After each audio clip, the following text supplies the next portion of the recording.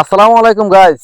আমরা আসলে যার যার আমাদের ভূমি আছে, ভূমি বলতে জমি, আমাদের কৃষি জমি যাদের আছে, আমরা ইচ্ছে করলে আমাদের এই কৃষি জমিগুলো আমরা খালি না রেখে এগুলোর মধ্যে আমরা আবাদ করতে পারি। যেমন মাশাআল্লাহ করে এবার যারা সরিষার আবাদ যারা করেছে, আমি দেখেছি যতটুকু আমি করেছি আমাদের 14 গ্রামের ভিতরে, আমি অনেক জায়গায় দেখেছি যে এবার প্রচুর পরিমাণে সরিষা আবাদ করা হয়েছে।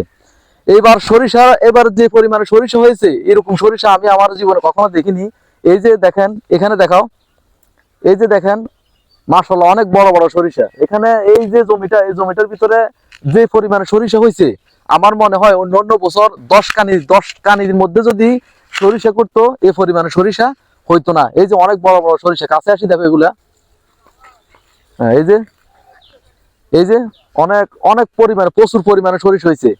যাক, যদি আমাদের দেশের সবাই যদি কৃষি কাজে যদি মনোযোগী হতো, বা যাদের জমি আছে যদি কোথাও কোনো জমি খালি না রেখে কিছু না কিছু যদি আবাদ করত, তাহলে আমাদের দেশ অনেক উন্নত হতো এবং আমাদের দেশের চাহিদা পূরণ হওয়ার পরেও বাড়তি যদি কিছু থেকে থাকতো, এগুলো আমরা অন্য দেশে আমরা রপ্তানি করতে পারতাম।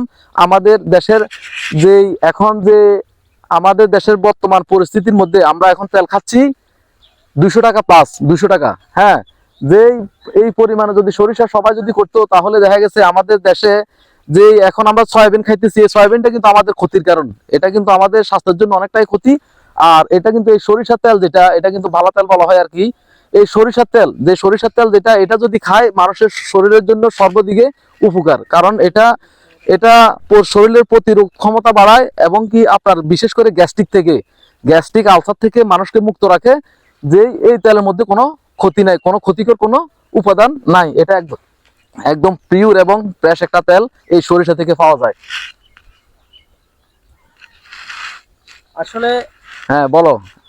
এবারে তো শরীফ ভাই আপনার আমাদের এই দেশে এদিকে বন্যার কারণে মানুষের ধান আবাদ করতে পারে, ফলে অনেকে মানে জমিটাকে খালি রাখে নাই, খালি না রাখে দেখে যে এবারে বেশিরভাগ সরিষা করছে।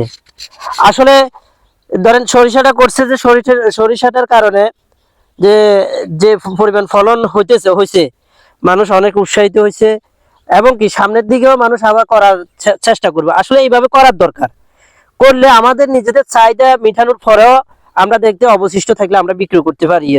আসলে সরিষা খেতে অনেক লাভ। যেমন সরিষা খেতে যে লাভটা হয় এরকম, যে সরিষার যে পাতাগুলো পড়ে সেটা সারের কাজ করে, এবং কি সরিষা থেকে যে খৈল পাওয়া যায়, খৈলটা দিয়ে আমি দেখছি খৈল আর তেলের কম্পেয়ার করলে দেখা যায় যে খৈল দিয়ে আপনার আবাদের পয়সাটা উঠে যায়, সম্পূর্ণ তেলটা আপনার ব্যবসা থাকে। মাশাআল্লাহ, আলহামদুলিল্লাহ, এবছর আমাদের এখানে যথেষ্ট পরিমাণ সরিষা করছে। এই জন্য আমরা সবাইকে, সকল কৃষককে আমরা সাধুবাদ জানাই। আগামী দিনের জন্য আমাদের এই সরিষা কাজগুলি প্রতিনিয়ত করে চলমান রাখে, সবাই উপকৃত হয়। হ্যাঁ, ঠিক আছে, ওকে, সবাইকে ধন্যবাদ। আসসালামু আলাইকুম।